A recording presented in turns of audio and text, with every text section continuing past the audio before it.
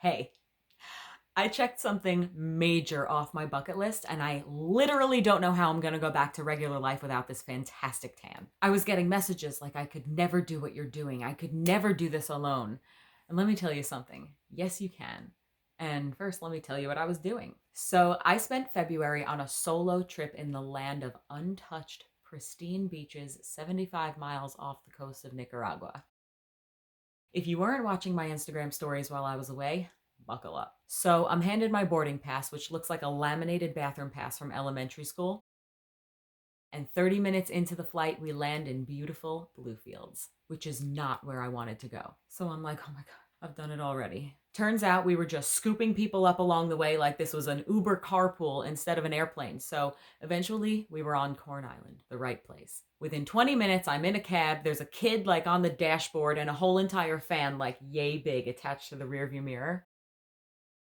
I get to my house and it's impressive for sure. Clean, spacious, has everything I need. I'm pushed way back in the forest, so it's like a different world back there. And I felt super confident learning how strong the doors were because apparently the guy who tried to hack his way in with a machete couldn't even get in. But in all seriousness, I felt very safe there. I mean, that shit happens in Brooklyn every day. Have you ever noticed the full moon straight up creating a new world around you?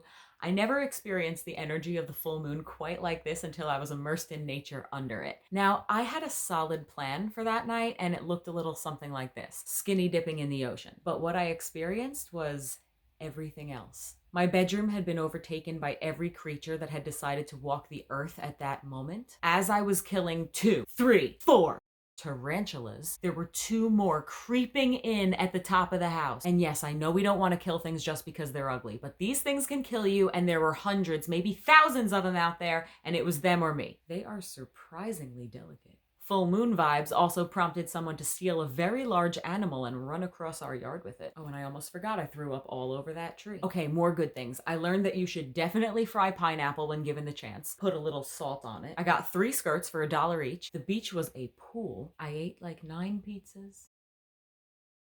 My book, Return to Saturn, was published while I was out there. Find that on Amazon. I got to hug like 150 dogs. Things got sexy when I cut my finger and my toe wide open and debated a tetanus shot for several hours. This place is a lawless place. First of all, I met a friend. She lives there and she's from New York, 20 minutes away from me. Like, what are the chances? Now she spends her days yelling karaoke rap songs from her house at the top of the hill. If they don't scream Akon's "I Wanna Fuck You" at the top of their lungs on a Sunday morning, the neighbors complain. They could be fucking with you, little stupid ass. There's a woman there in her 60s with multiple island boyfriends in their 20s. She spends her days riding around on the backs of their mopeds, but most will just watch and say, good for her. How about good for you?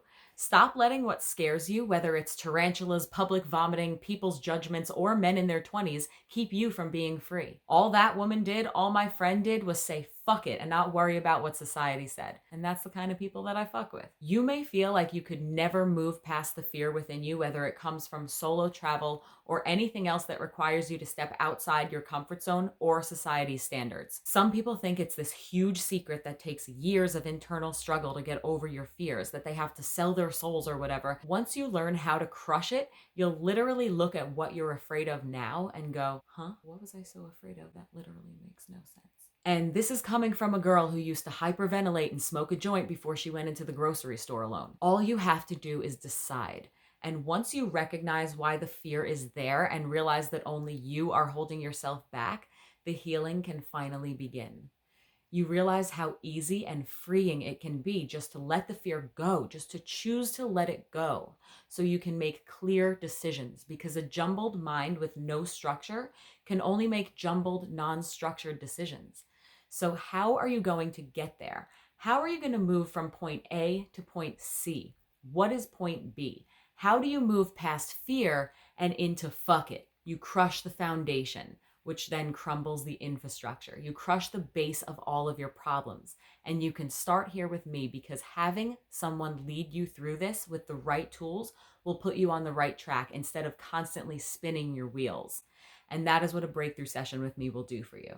People think they have to spend years and years in therapy to overcome their anxious thoughts. That's what I used to think. I spent 2 years going to the same woman and never knew what a breakthrough was. I never knew that you were supposed to have breakthroughs.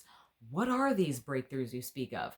I thought that you just go and talk about your problems and you kind of vent to somebody who has to listen to you because you're paying them. But no, apparently you're supposed to get these breakthroughs. And breakthroughs don't have to happen spread out over time. They can actually happen in one day, which is the most exciting part about all of this. For more information, click the link in my bio or in the comments, depending on what platform you're watching this on, and keep in touch.